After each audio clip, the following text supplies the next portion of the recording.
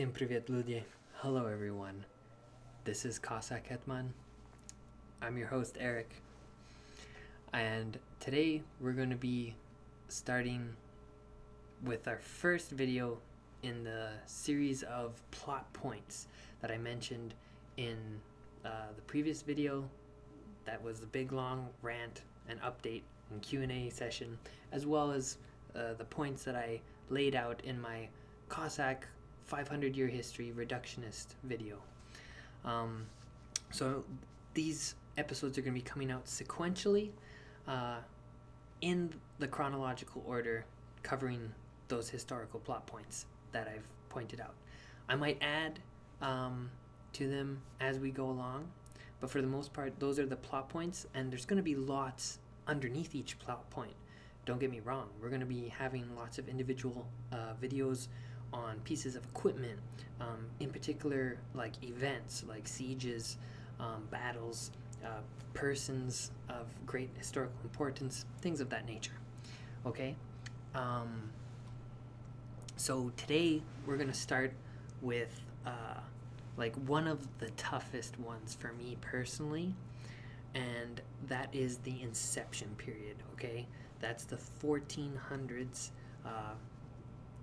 So it's the inception period of the Cossacks. Now, why the 1400s? You guys, a lot of you guys have, said some things and pointed some good things out in previous videos, but I'm gonna bring this back, way back, to like my early videos on historical context and the recognizing the vast amount of vying historical narratives and political narratives. Remember the politicalization of these historiographies, right? The reason why I'm choosing the 1400s is because that's where we have concrete written evidence of Cossacks and Cossack society, because there are many like hugely different perspectives and historiographies, narratives on where the Cossacks come from, where, when, how they started, but where they all kind of converge, and where a clear, more or less clear, similar kind of strand between all the narratives occurs is the 1400s. So we're going to go with the 1400s because we have some actual archaeological evidence. Another key point that I also mentioned back in those videos, mentioning the Cossacks, talking about them in length and in full. Okay, so just wanted to get that out there and establish why we're doing the 1400s as the inception of the Cossacks. Okay, as a distinct way of life and group of people. Okay, because there's the Turkic, Russian, Ukrainian, Polish, German, Swedish, and independent Western schools of thought all have wildly different theories on this time period and the origins of Cossacks. Okay? And that's the main thing, is right now they're currently just theories. So, again, the evidence that we're going to be talking about that puts us in the 1400s are missives that come from the Polish-Lithuanian Commonwealth, from the Zlacha itself. And what is the Zlacha? It is the Council of Dukes. Now, it's important. I could do an entire video series on the Polish-Lithuanian Commonwealth political religious system of its entire history. But what you need to know is that the Council of Dukes was humongous. There was so many dukes, and that's what ends up leading to the Cossack rebellions later down the line. Again, an issue for another day. But the importance is to know that's where these missives are coming from, is from the Zlacha, from the Polish dukes in the region in question. So, the Cossacks that develop in the west and the east The west being the no man's land that's in between the Polish-Lithuanian Commonwealth, Crimean Khanate, and modern-day southwestern Ukraine, northeastern Romania, and the eastern Cossack societies being situated near where modern-day Rostov-on-Don and the Volga area. And these two developed almost simultaneously, off by a few years, and again, depending on historical narratives, vastly different narratives on who came first, who developed who, actually, in some cases, and it goes on and on from there. But the importance is to know that, generally speaking, from all the different narratives, those are the two general regions that the Cossacks are known to have initiated and sprung up from, or in, I should say. Furthermore, the factors that develop the Cossack way of life, culture, ideas, mannerisms, in the West and the East, they end up being actually very similar. And depending, again, on the historical or political viewpoint on this, there can be, entirely different explanations drawn up on the differences between the two. So there's an interesting video done by Neglected History. The link's down in the description below. I highly recommend checking it out. It's in regards to the history of the Khazars, and it's done in a very crafty and comedic manner. Something, I admire that, because that's not something that comes naturally to me. And his animation is really good. And it's very poignant for us, because it will showcase some of the strong argumentation for the possible ethnic origins of the Eastern Cossacks, and perhaps some of the Western Cossacks as well, but mainly perhaps some of the major differences ethnically. So Western Cossacks are subject to an even larger melting pot. Now, like I said, I'm assuming you understand what I mean when I say this, because if you've watched the video down below. Like I said, it's a very short video, but it's a huge poignant point. Okay, so moving on.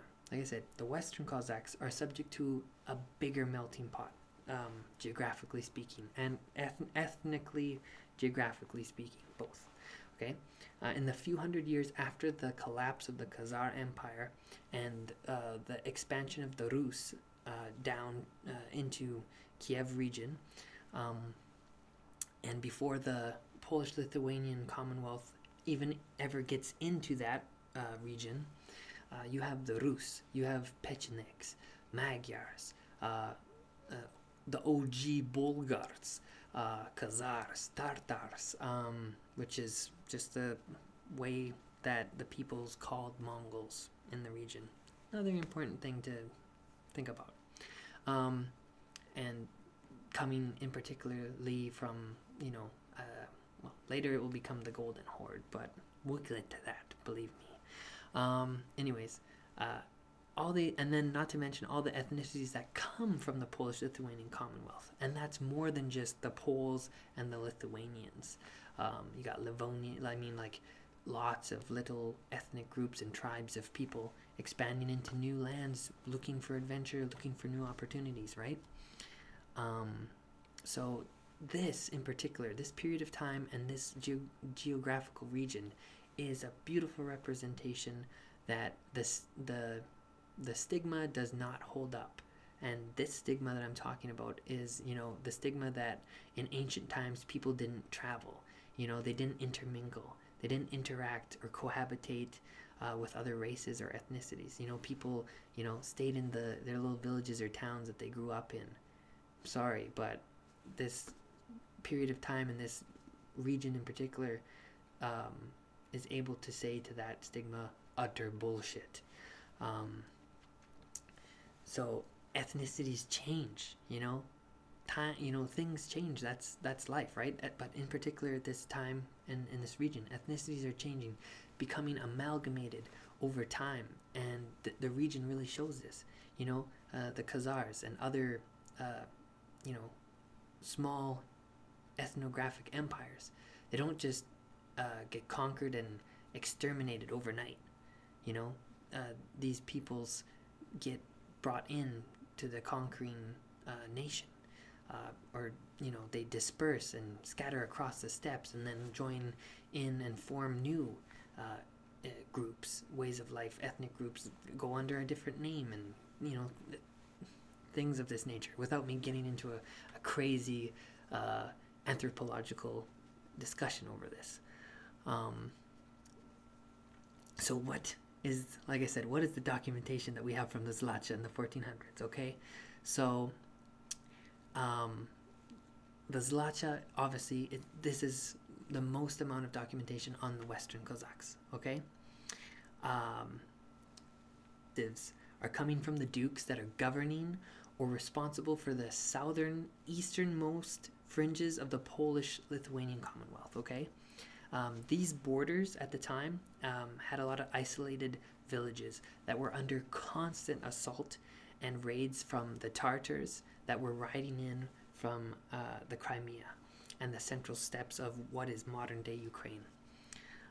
This region is also under pressure from what would be, looking at the map, the ultimate southeast, okay, from the Ottoman Empire that's pushing up around the Black Sea. And this region later becomes known as Bessarabia, okay? And then in the northeast borders of the Polish-Lithuanian Commonwealth, it's under pressure from the Muscovites, the Principality of Muscovy, Moscow.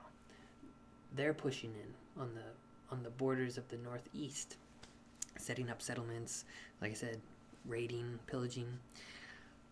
So this entire eastern border of the Polish-Lithuanian Commonwealth is under constant pressure, constant attack. Villages are being ransacked, leveled. People are either enslaved or straight up killed, and their women far worse. And borders are constantly being redrawn and in flux.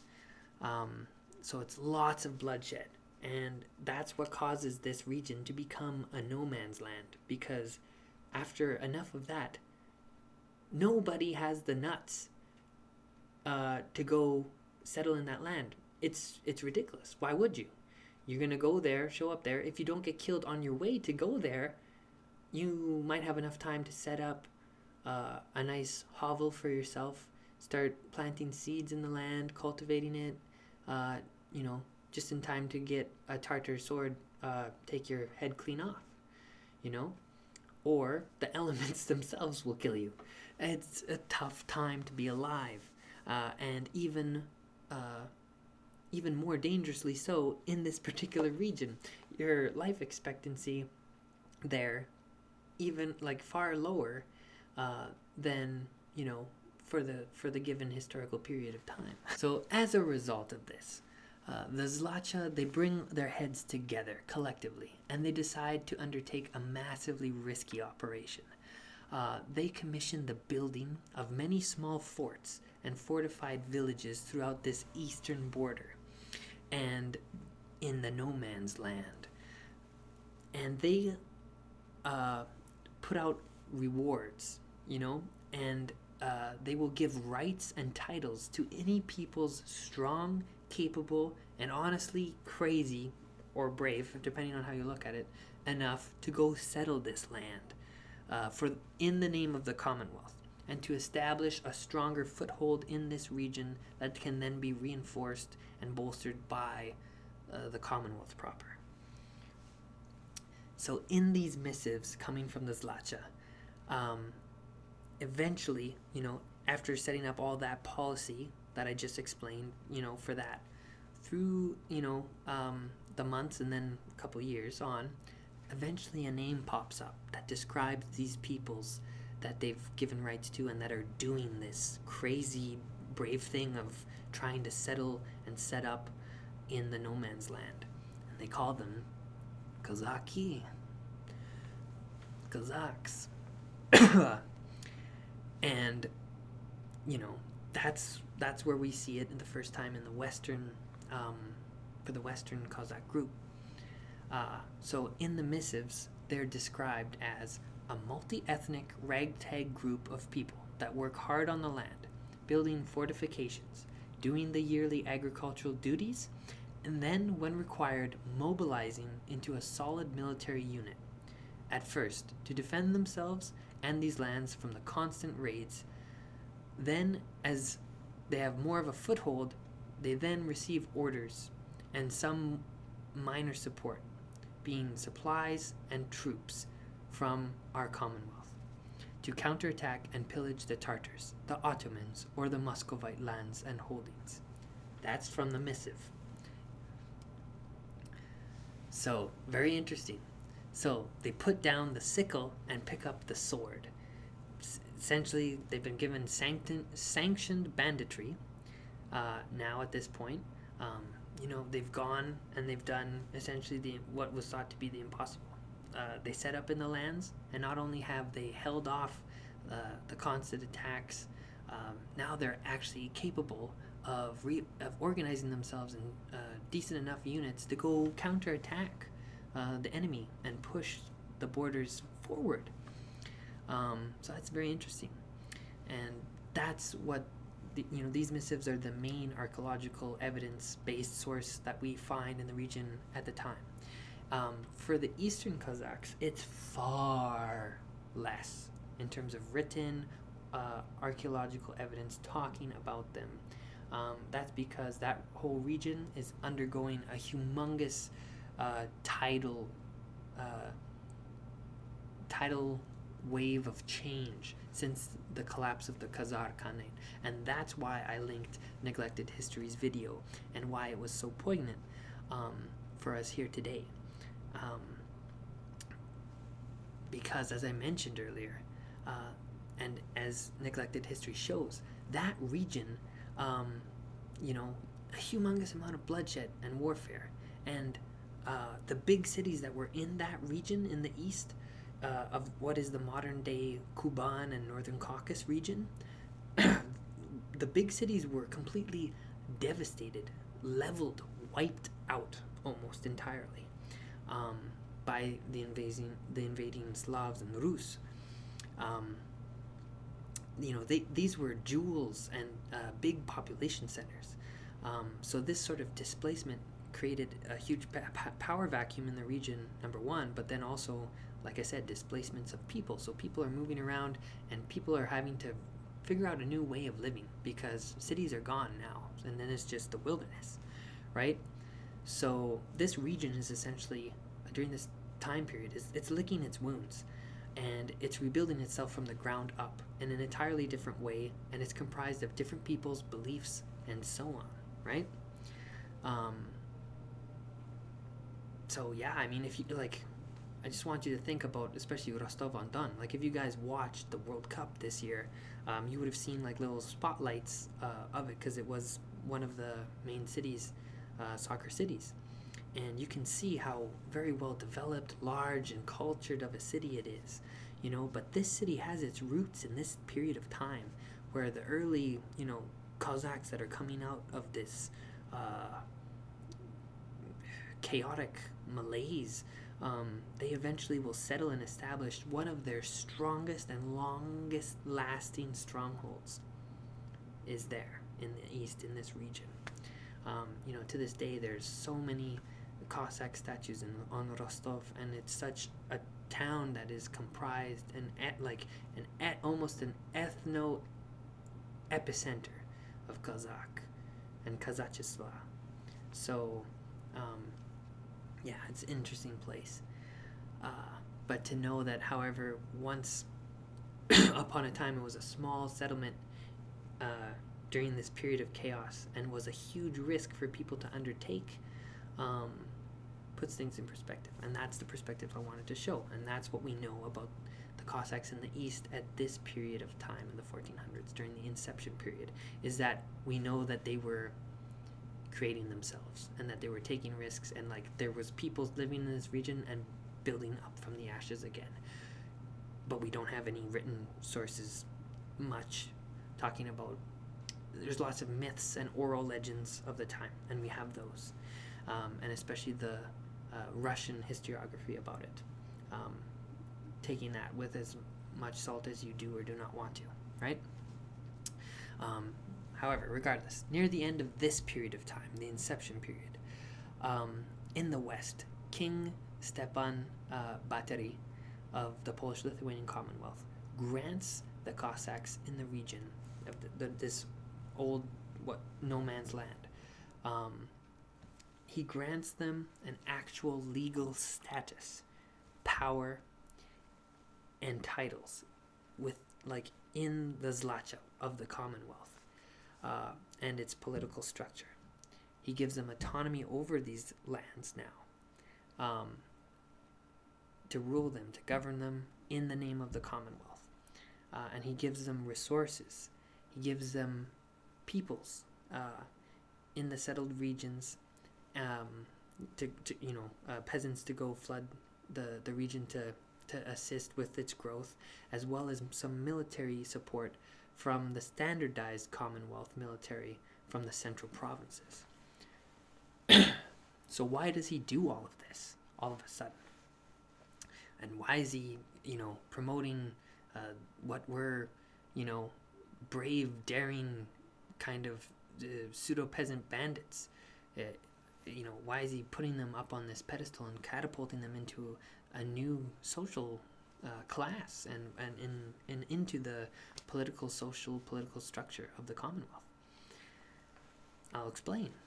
So he does this primarily to empower them, to continue to fight the three factions that they're constantly fighting against on his borders, right? Like I mentioned, the Muscovites in the north, on the northeast, the Tartars on the central east, and the southeast, the Ottomans. Another main reason, depending on history and, like I said, how you look at it, but this could perhaps be the real primary reason behind it, is he did it so that he could make properly documented state-registered Cossacks, because that's that's what they're called after he brings this policy into play. They're called registered Cossacks.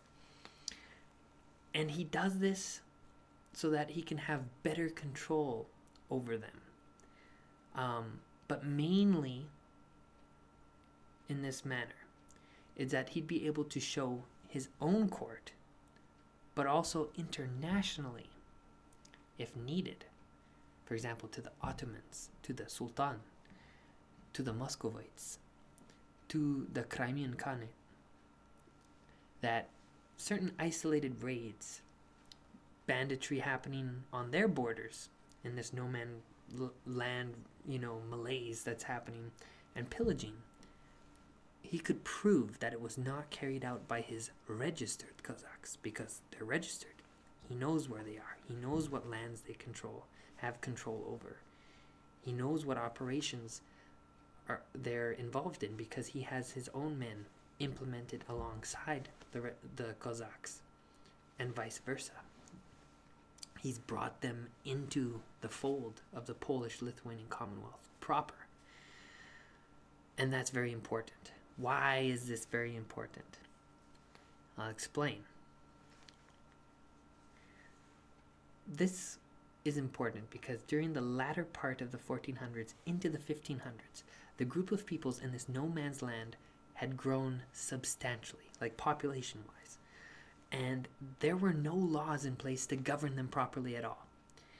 As stated before, the only law that was set up was settle, settle, settle, fight, fight, fight, right? It was reward if you go there and set it up, and we'll worry about that stuff later. We need to build something, build settlements, build a region to govern, So that's, essentially then it gets to this point where then now the king needs to address this and make new policy. So that's what he does here. However, that time leading up to this moment where he creates that policy, there's a dilemma. And that dilemma is where some of those people that braved it into this no man's land region were very disgruntled and decided to, instead of fighting the Tartars or Ottomans or Muscovites, it would just be a lot easier to be like, hey guys, please don't kill me. I'll actually join you, and yeah, F these guys, let's go raid them. And that's what would happen. Some of these people would switch sides or join the other side when they went to settle these regions. Because why not? It's the difference between life and death, perhaps, in that moment, right? So then this issue of banditry really flared up a lot. Like, that's why there's so much bloodshed. You didn't know who was committing what. People were saying it's the Ottomans. People are saying it's the Tartars. People are saying it's the Cossacks. Who are the Cossacks? What are they? Especially this period of time, right? Like, what defines them? They're a ragtag group of people that are made up of different ethnicities. So we can't really prove it was them or not, because multi-ethnic ragtag group of people raiding, pillaging. You see the problem? So now the Commonwealth was finally in a position where they could update their policy, or they were going to be facing some serious repercussions, not only locally with the Zlacha, but also internationally, because the Sultan, the Tsar of Muscovy, or the Khan of the Crimea could decide if a certain atrocity was big enough to go all-out war on the post-Lithuanian Commonwealth. These raids and sorties and excursions were all, kind of, in a sense, unsanctioned. This is no man's land. We're just vying for control over it, but we're not going to war with another, right? Unless you do something that's really not good, right? So that's where this policy really is stemming out of. Not only to cover all the things that I mentioned before and bring the Cossacks into their fold, but these are some of the huge international and social, economic, and political reasons why it needed to happen. The Zlachas, they realized, dang, we need to address these people and this whole region, because it's grown far more than we ever anticipated.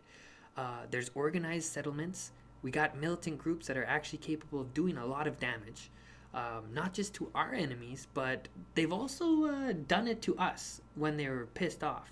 So what do we do, right? And like I said, so their response by King Stefan was to bring them into the fold completely, giving them rights, wealth, status, because that is the better investment to do in the long run, because they're going to work harder for you guys, the Commonwealth, I'm saying, right? They'll work harder for the Commonwealth because they gave them all those things. They have a reason to be loyal now.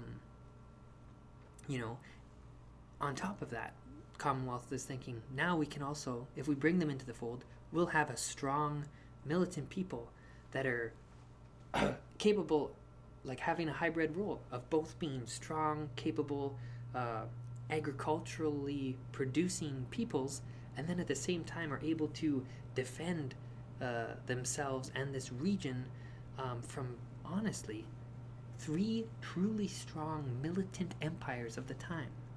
The Crimean Khanate, at the time, a descendant, and still, depending at this period of time, it was really, the remnant of the Golden Horde. These are the remnants of the Mongols, the Mongol Empire, Genghis Khan, that came sweeping in and took over, most of the world. Humongous, right? Their military history, right? The Muscovites becoming a much more capable force in the region as well. And then, of course, the Ottomans, who were at the time, extremely technologically advanced, very strong military.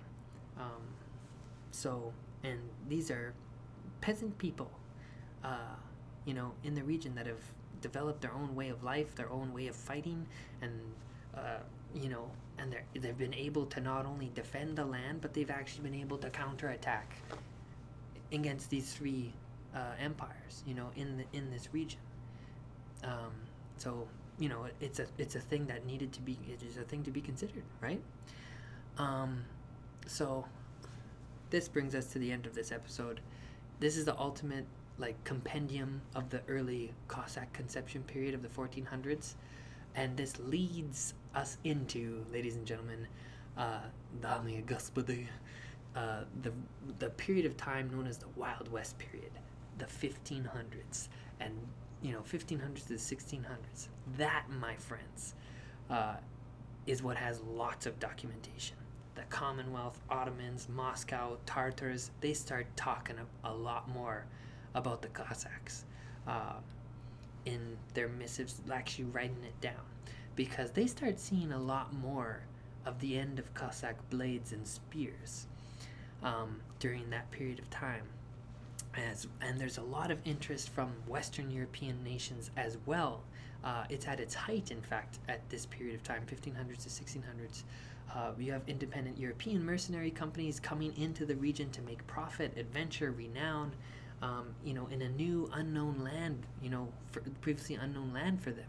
And why is that? They're comfortable doing that. Western European countries are comfortable going in to this region because the Polish-Lithuanian Commonwealth was, becoming an extremely robust, developed, cultured, and powerful European empire that was solidly Catholic, and that was thus morally accessible to the Europeans to go into that land for Christianity, for that mentality.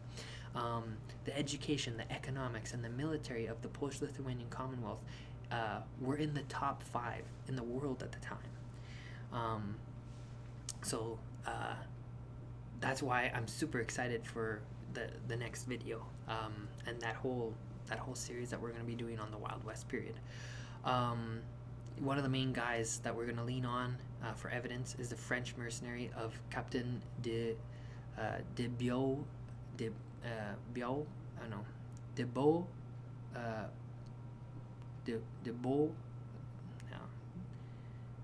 Beaupont. So forgive me if I mispronounced that or butchered it.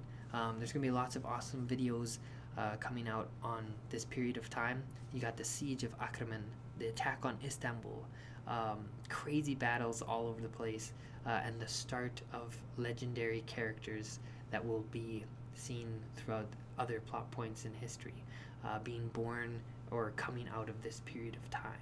So stay tuned for all of that.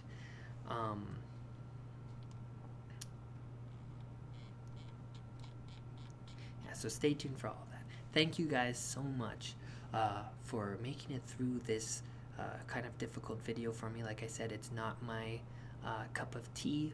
It's one of the tougher plot points to discuss and to plot, and there's so much intricacies involved in it. And like I said, especially covering this region, specifically this, periods of time that don't have good archaeological evidence, and that have lots of competing historiographies and narratives on them. So let me know what you guys think below, and have a great one.